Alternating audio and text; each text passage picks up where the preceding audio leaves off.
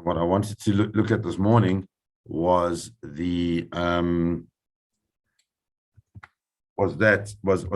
is the mitzvah of well, called honesty, integrity in business, which comes up in the parsha. The Torah says, "Lo yelacha b'chitzcha even va'even gadol k'tana." You're not allowed to have. I mean, the Torah presents it in a number of different ways. Not allowed to have in your pocket an even va'even gadol k'tana, two types of stones, a big one and a small one. Meaning that you're going to use at different times when you want to, if you want to get more of something, then you'll use the stone that's smaller and say, well, you know what, it's marked a kilogram, but it's actually smaller than a kilogram. And if you want to sell less, then you'll use your big one, which is also marked a kilogram. You give less than a kilogram. But the same thing. So you can't have in your pocket, you can't have in your home.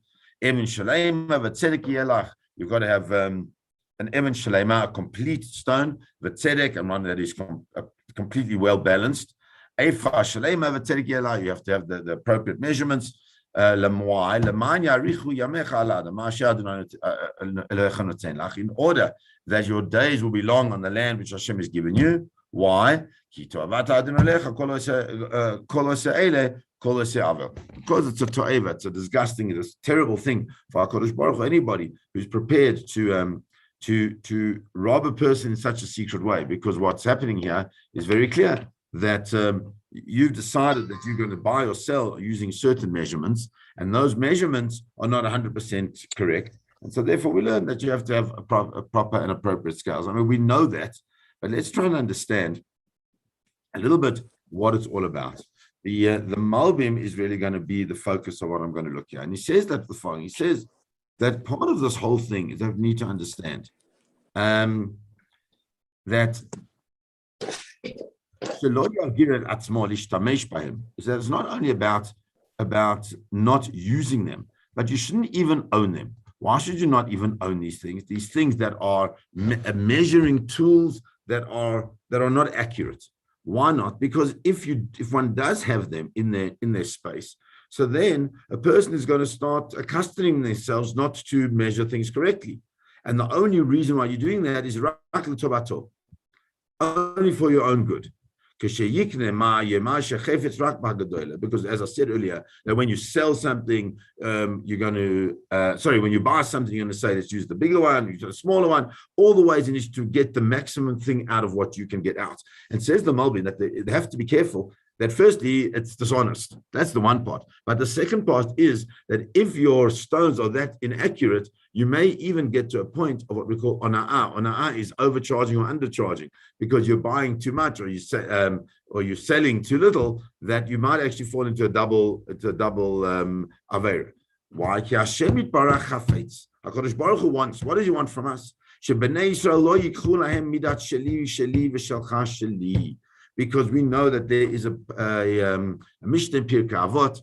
I actually spoke about it on Monday night, where it says, if a person says, Sheli, Sheli, v'shalcha, shalcha, the person says, what's mine is mine, what's yours is yours, so that person is the Beinoni. If he says, Sheli, shalach, v'shalach, sheli, he says, if mine is yours and yours is mine, that's a little bit like silly. But a person who says, Sheli, Sheli, v'shalcha, sheli, what's mine is mine and what's yours is mine as well, such a person is a rasha. And if a person takes things that don't belong to them, then that's exactly that. And so says the Malbim, HaKadosh Baruch Hu doesn't want us to have this midah.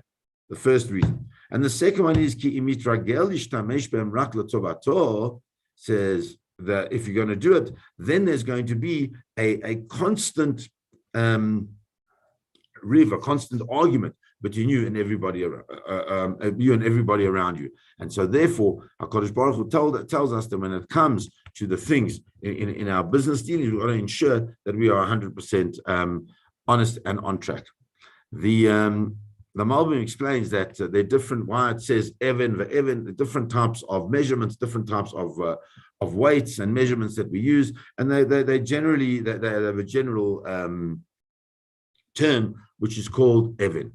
Then it says the Malbim, and he says, what is this whole business of Lama'an Yarichun Yamecha? So he says, let's try and understand. Firstly, that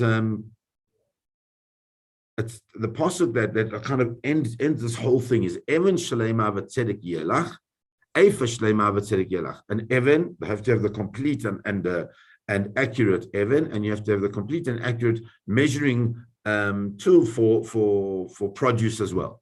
So he explains the Malbim. He says, "V'hizirma Evan." Why does it specifically mention Evan? Shehu mishkal kesef v'zahav. That the Evan is the thing that you use to measure kesef and zahav, gold and silver. She'avu yakari ten b'achra. He says because it's expensive, you're always very careful. The Eifa, why does it mention the measurement for produce? I'll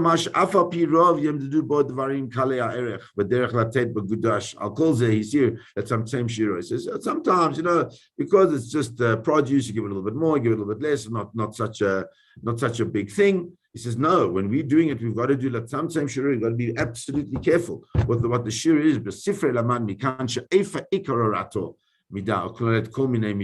He says the truth is that the second one, the one which we normally less careful with, the Eifa, is the one from which we learn everything, because we have to ensure that we are 100% accurate. Yelach, what does it mean that it must be to you? He says that we have to understand that that a person has to obviously himself be careful, but also says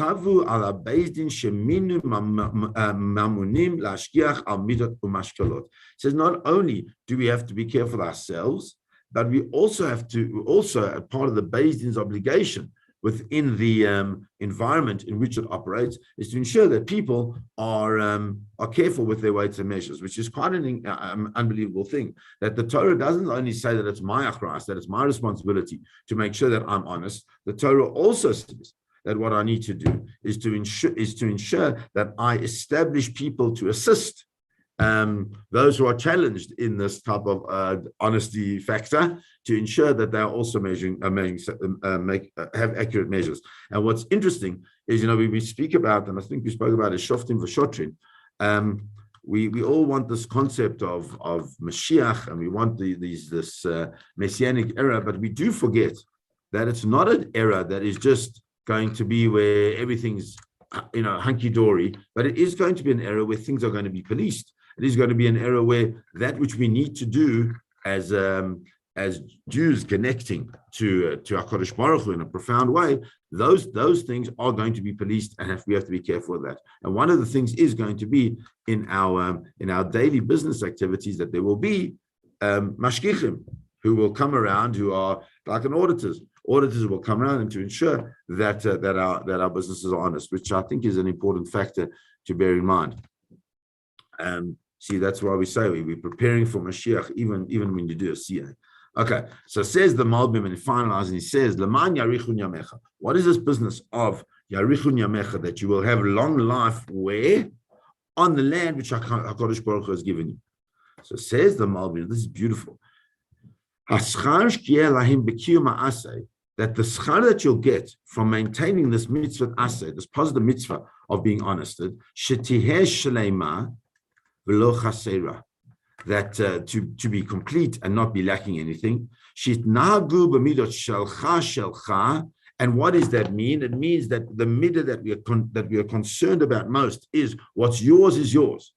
Not about what's mine, but I'm concerned about making sure that I don't take anything from you that is not appropriate. And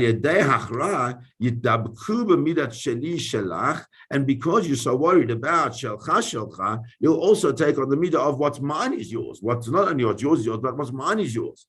And that's what we said is a chassid.